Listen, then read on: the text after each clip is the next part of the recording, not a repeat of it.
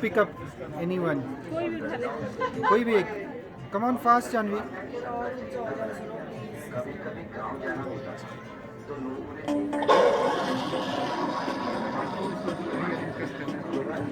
Put that over the scanner.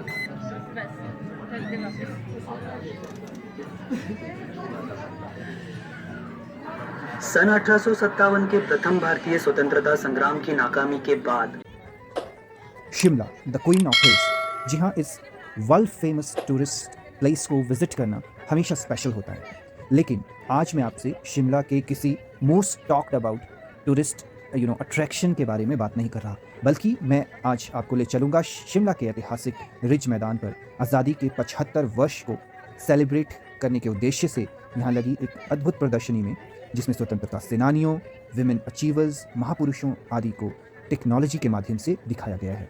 इस प्रदर्शनी में बहुत से ज्ञानवर्धक व रोचक स्टॉल लगे हैं, लेकिन पूरी प्रदर्शनी में मुझे मिसाइल उठाएं, जानकारी बढ़ाएं, जिक्सॉ पजल व सेनानियों की कहानी, ये जो स्टॉल्स थे अद्भुत लगे। यदि ऐसी प्रदर्शनी में प्रत्येक छात्र पहुंचे तो बहुत अच्छा रहेगा, और शहरों से ये एग्जीबिशन यदि गांव में पहुंच जाए तो सचमुच सोने पे सुहागा हो जाए। तो अब बिना समय गंवाए मैं आपको ले चलता हूँ इस प्रदर्शनी में, और आप प्लीज़ एंजॉय कीजिएगा उन मोमेंट्स को जहाँ पर मिसाइल को आपको उठाते हुए दर्शाया गया है व सेनानियों की कहानी specially. Thank you so much, और वॉच कीजिए।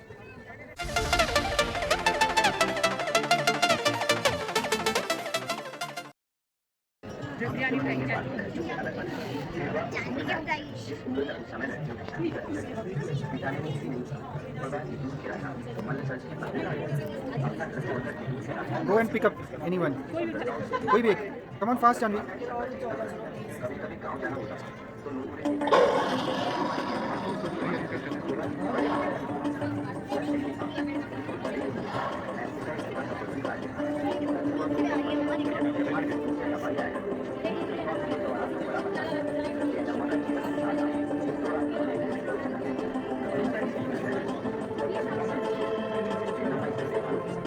जानवी, बेटा एक और उठाओ।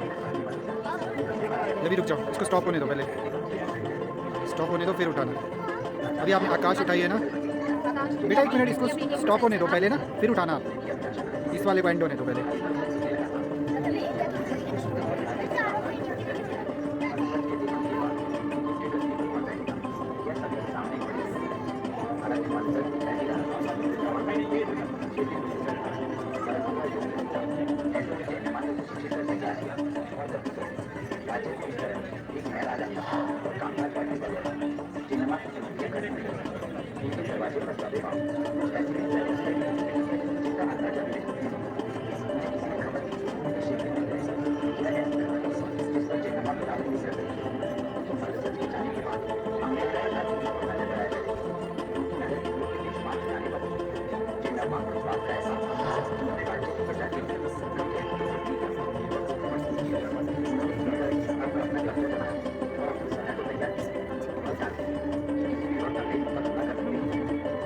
इसको एंड होने दो पहले, है ना?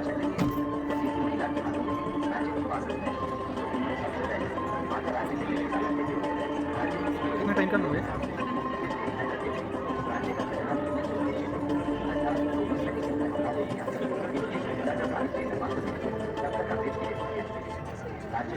चलो बेटा, अब उठाओ BrahMos.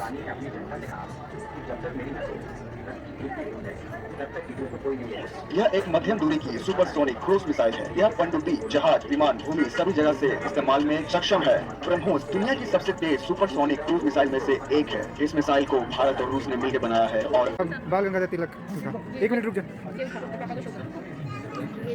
Yes yes yes, now put that over the scanner.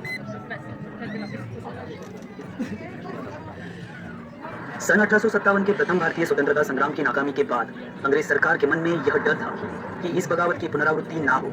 इसलिए सन 1885 में सर एलन ह्यूम के नेतृत्व में राष्ट्रीय कांग्रेस की स्थापना को अंग्रेज सरकार ने मान्यता दी। भारतीय लोग शांतिपूर्ण मार्ग से अर्जी और प्रार्थना करके अपनी मांगे सरकार के सामने रखे, इसलिए कांग्रेस को अनुनय और विनय का मंच बनाया गया।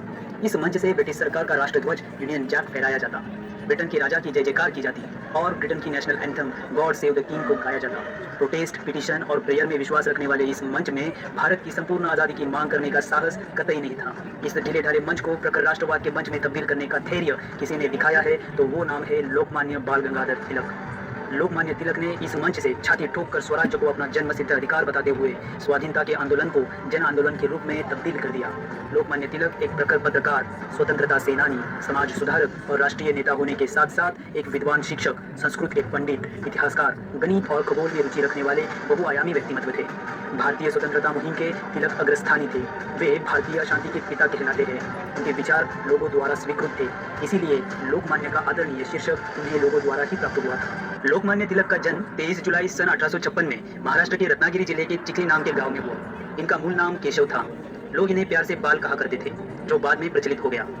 तिलक जब 1 साल के थे तभी भारत में 1857 की जंग लड़ी गई थी। उनके दादाजी रामचंद्र पंत उन्हें जंग से जुड़ी कहानियां सुनाते, जिसके कारण बाल्यकाल में ही तिलक स्वतंत्रता के विचारों से प्रभावित हो गए। वे बचपन से ही प्रतिभाशाली विद्यार्थी थे। उन्हें गणित में विशेष लगाव था। तिलक जब मैट्रिक पढ़ रहे थे तभी उनका विवाह सत्यभामा नामक कन्या से करवाया गया। सन 1872 में वे पुणे के डेक्कन कॉलेज में दाखिल हो गए। यहीं से उनके अधिकांश विचारों को आकार मिला और चिंतक के गुणों का विकास भी हुआ। सन 1877 में वे गणित में स्नातक हुए और फिर उन्होंने LLB की डिग्री प्राप्त की। उस समय अंग्रेज सरकार केवल अपने स्वार्थ हेतु भारत में अंग्रेजी शिक्षा प्रदान कर रही थी, जिनका अंतिम उद्देश्य भारत से नौकर वर्ग की निर्मित करना मात्र ही था। लेकिन तिलक ने शिक्षा के महत्व को समझते हुए राष्ट्रभक्ति के निर्माण में सुशिक्षित युवकों का योगदान बढ़ाने हेतु अपने मित्र गोपाल गणेश आगरकर, विष्णु शास्त्री चिपलुनकर और नांग जोशी के सहयोग से पुणे में डेक्कन एजुकेशन सोसाइटी की स्थापना की, जिसके अंतर्गत उन्होंने न्यू इंग्लिश स्कूल पुणे और फर्ग्यूसन कॉलेज की भी नींव रखी। अपने मित्र आगरकर के साथ पत्रकारिता में प्रवेश करते हुए उन्होंने जंग आज़ादी की शुरुआत की। मराठी में केसरी और इंग्लिश में मराठा नामक समाचार पत्र के माध्यम से उन्होंने अपने तीव्र और प्रभावशाली विचारों से अंग्रेज शासन की क्रूरता और अमानुषता से समाज को परिचित करवाया। इसके साथ साथ उन्होंने सामाजिक कार्य पर भी विशेष ध्यान दिया। नशाबंदी के लिए उन्होंने सरकार पर अपने लेखनी से दबाव बनाया, बाल विवाह प्रथा की निंदा की और विधवाओं के पुनर्विवाह पर जोर दिया। दलित और पिछड़े वर्ग को समाज से देखा। साल भर बाद ही सन 1897 में पुणे को प्लेग की महामारी ने घेरी। मृत्यु की विकराल छाया से डरे सहमे लोग घरदार छोड़कर भागने लगे। इस छूत की बीमारी की रोकथाम के लिए अंग्रेज शासन ने रैन नामक एक पद के अधिकारी को पुणे के प्लेग कमिश्नर के रूप में नियुक्त कर दिया और उसे मनमाने अधिकार दे दिए। वो